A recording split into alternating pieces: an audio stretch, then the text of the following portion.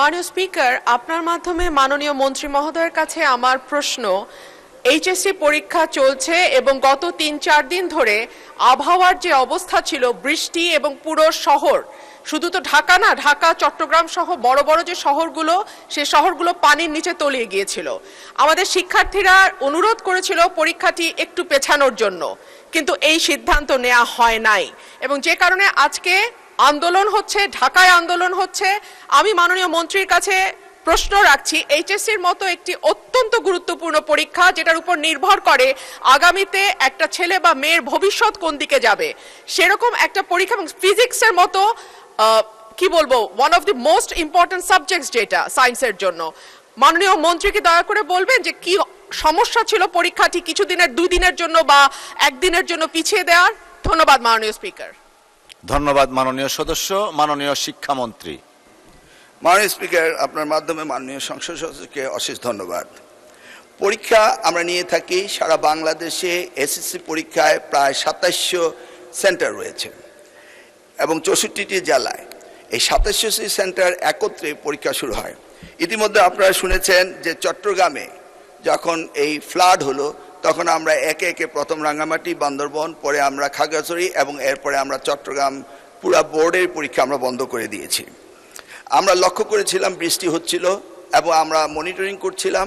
সেই সাথে মনিটরিংয়ের সময় আমরা 64টি জেলার এসপি এবং 8টি বিভাগীয় কমিশনার এবং প্রত্যেকটি বোর্ডের চেয়ারম্যান, ইউনো সকলের সাথে আমরা কথা বলেছি এবং ওয়েদারম্যান আমরা ব্রডকাস্টিংয়ের জন্য তাদের সাথেও কথা বলেছি। তারা বলল যে বৃষ্টি হবে না, সেই কথাটি তারা বলেছে। বিকেল 5টা পর্যন্ত আমরা বসে থেকে সিদ্ধান্ত নিলাম যে সকলেই বলল যে ওয়েদার ভালো হবে, সেই জন্য আমরা পরীক্ষা রেখেছি। সকালে ঘুম থেকে উঠেই দেখতে পেলাম কুমিল্লা সরকারি মহিলা কলেজের মাঠ পানিতে ভরে গিয়েছে। সাথে সাথে আমরা মেয়র সাহেবকে, ফায়ার ডিপার্টমেন্টকে, পুলিশকে, ডিসিকে বললাম যে এই পরীক্ষা কেন্দ্রে স্থানান্তরিত করার জন্য। তারা তখন সকলকে নৌকায় করে ওই স্কুলের 5তলা ভবন সেখানে নিয়ে পরীক্ষা তারা নিয়েছে। আমরা সেটা দেখেছি তাদের দুর্ভোগ। তাছাড়া বাংলাদেশে, সারা বাংলাদেশে আমরা ডিসিদের সাথে কথা বলেছি এবং ইউনিয়নের সাথে তারা বলেছে যে কোথাও পরীক্ষা কোনো রকম দুর্যোগ ঘটেনি, একটি শুধু কুমিল্লা মহিলা কলেজে ঘটেছে। এবং সেই সাথে ফিজিক্সের প্রশ্ন 6 এবং 7 এই 2টি প্রশ্ন ভুল হয়েছে।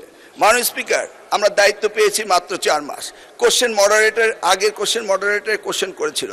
আপনি জানেন যে কোশ্চেন মডারেট করতে হলে এই প্রক্রিয়াটি 2 বছর আগে থেকে শুরু করতে হয়। আমরা এসে কোনো কোশ্চেন তৈরি করতে পারিনি। বিগত গভর্নমেন্টের যে মডারেটর ছিল তারাই কোশ্চেন করেছে। তবুও আমরা তাৎক্ষণিকভাবে ঘোষণা দিয়েছি যে ফিজিক্সের 6 এবং 7 2টি কোশ্চেন ভুল হয়েছে, সেটাকে আমরা ফুল ক্রেডিট দিয়ে দেব, সেটা আমরা বলেছি। এবং পরীক্ষা যথাযথ হচ্ছে কিনা সেইভাবে সাহায্য সহযোগিতা করার জন্য আমরা সকলকে প্রস্তুত রেখেছিলাম।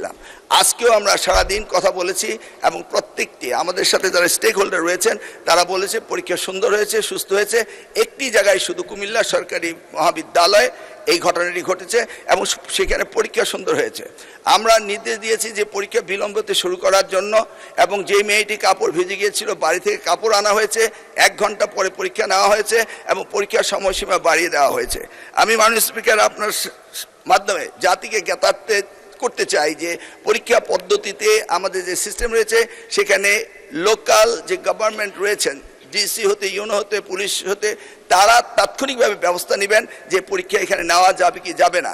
যদি তারা মনে করেন দুর্যোগ, তারা পরীক্ষা বন্ধও করতে পারেন। আমরা বারবার কথা বলেছেন না স্যার, আমরা ঠিক মতোই নিচ্ছি এবং আপনারা দেখতে পেয়েছেন যে বৃষ্টির পানি কোথায় কোথায় ছিল সেগুলো আমরা সকলেই লক্ষ্য করেছি। কোমলমতি সন্তানদের জন্য আমাদেরও মায়া রয়েছে মাননীয় স্পিকার, সেই জন্য আমরা সবসময় মনিটরিং করি।